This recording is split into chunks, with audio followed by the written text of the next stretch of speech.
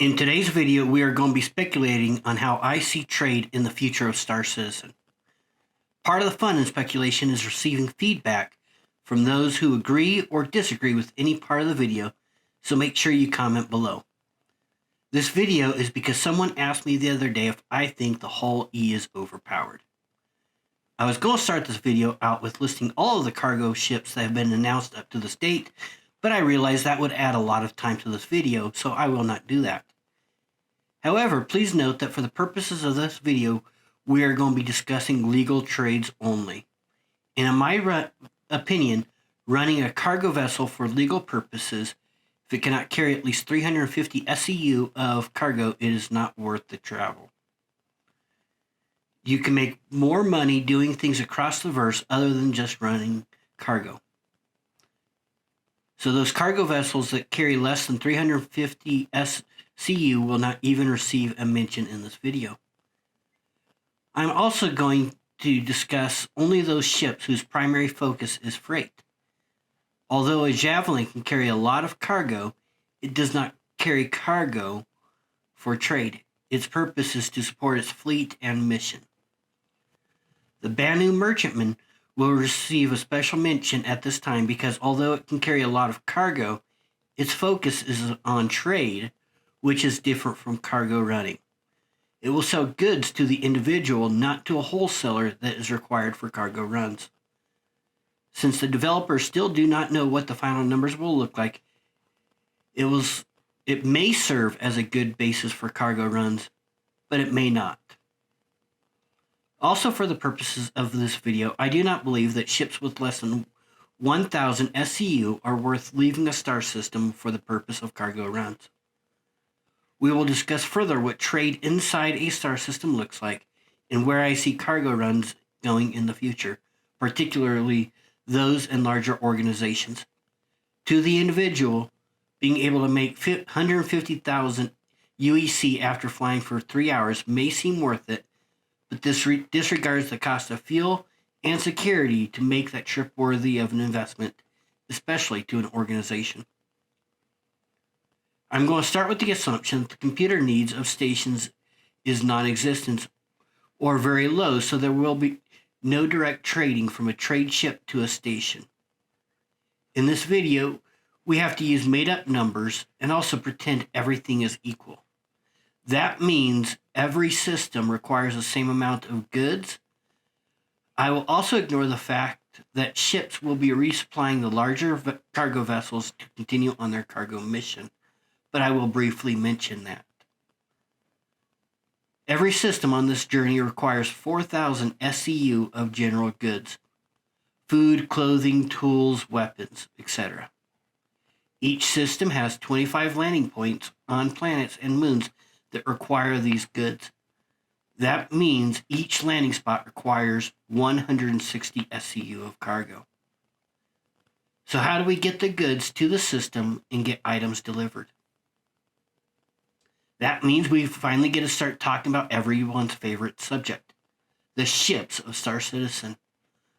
Although I am biased towards all things MISC, I assure you that the fact that only MISC ships are worthy of discussion when talking about inter-system travel is not because I am biased. It is because the numbers for the other ships do not add up. At 4,096 SEU, the Hull C is the first freighter that has been announced that meets my criteria. With a crew of 4 people, it has enough fuel to travel 2 to 3 systems away. It is able to transport enough cargo to meet the demands for one star system. The Hull C, however, has a drawback, as do the larger variations on the Hull series. It cannot land on the ground when it has cargo, so how do you get the items where they are needed? That is where the smaller vessels come in. An organization that chooses to supply one system with the Hull C will have other ships in the system to operate locally. On one of the stations in the system, they will hire out a warehouse to store goods in while they are awaiting transport, because time is money. You can't wait for the Hull B to arrive before the Hull C continues on its journey. The in-system cargo vessels will always be moving cargo around the system. They are purchasing cargo produced in that system to feed the Hull C, and they are selling the goods that are brought by the Hull C to the different sell points. A Hull B is able to transport 384 SCU and only requires one pilot. The Hull B is able to land on planets and moons. It will be able to travel to 2 landing spots before it's empty of goods in the scenario. These facts make it an ideal vessel to transport cargo inside of systems, but it is not the only option and may not be the best option. It may be the best option in systems that are safe, such as Terra, but if you are worried about your goods, ships like the Drake Caterpillar and C2 Hercules may be a better fit.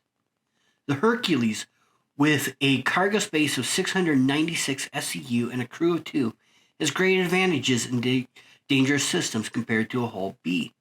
With a remote turret for the second crew member to operate and a closed cargo hold, this ship will be able to carry enough goods for 4 stops at a time. The Caterpillar we also get to discuss for more dangerous systems. It has a crew of 4 people and enough turrets to make it a pretty safe ship. It can carry 576 cargo. It will be the most expensive ship to operate for these purposes, but it will be worth it in more dangerous systems. If the warehouse size was limited, and for the purposes of this video they are, each ship can only visit the space station 2 times. This means if you only have Hull B ships, you will need 7 Hull Bs to transport enough goods across the system from what the Hull C brought in. That's 7 ships and 7 crew. If you used the C2, you would need 4 ships with a total crew of 8. And if you were using a Cat, you will need 5 ships with a total crew of 20 people. Why does crew size matter? The more crew you have, the more you eat into your profits, of course, which brings us back to the Hull C. It does have some remote turrets on it. It's got them on the top, at the front, and the back of the ship. But the bottom is very vulnerable. Since the cargo is exposed to the elements, the ship is ripe for the taking, just like all of the Hull series of ships. So how do you protect those ships? You will need to hire escorts for your Hull C, D, and E. How many escorts you need, of course, depends on the systems you plan on traveling through. A system like Pyro, for instance, you won't want to travel on anything less than a hammerhead to protect against fighters. Probably a Perseus to protect against larger ships, and fighters to complement all of them. So if you're planning on traveling through a dangerous system, does it make sense to only use a Hull C? With that much protection, you aren't going to make enough money to pay them all and make any profit for yourself. And so this is where we talk about the Hull D and the Hull E. At almost 21,000 cargo, the Hull D will be able to provide enough goods to supply up to 5 systems and has a crew of 5. And the Hull E, with over 98,000 SCU cargo space, is the largest vessel for cargo that we have been told about to date. It will be able to supply over 24 systems with goods without filling up on goods one time. It also has a crew of 5 people. Let's play with some numbers for the Hull E. Let's say of the 24 systems, 10 are completely safe. That requires 70 Hull Bs and 70 crew. 10 systems are kind of safe, so you should be using some C2s. That will require 40 ships and 80 crew. The last 4 are really dangerous, so let's go ahead and get them some cats. That is 20 cats and 100 crew.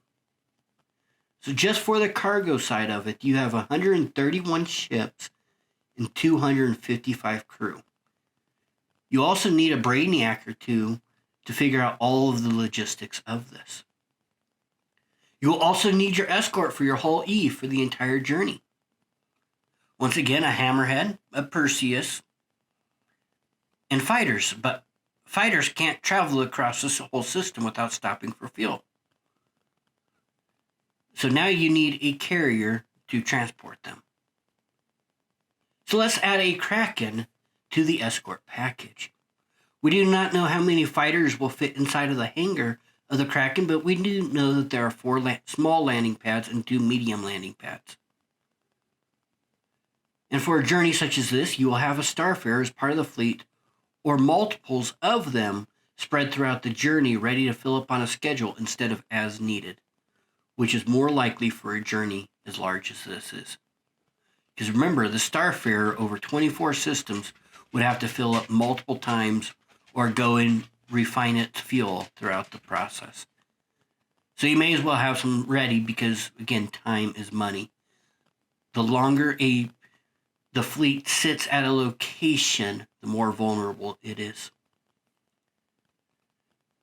So I'm not going to try to even speculate on how much profit you will make from a mission as large as this. But it does seem like something I want to take part in, and was actually what I dreamed up of in 2017 when I bought my Aurora package, and why I continue to support this game. These large missions are exactly what I want out of this game, and what I'm most looking forward to in the future. Is this something you want to see? Would you want to try to be the logistics manager for a project such as this? Would you want to be a pilot on one of those smaller vessels or on one of the longer distance vessels? Or would you rather just be a janitor on the Kraken while everybody else has all the fun? Finally, to get back to the question of, do I think the ship is overpowered? No.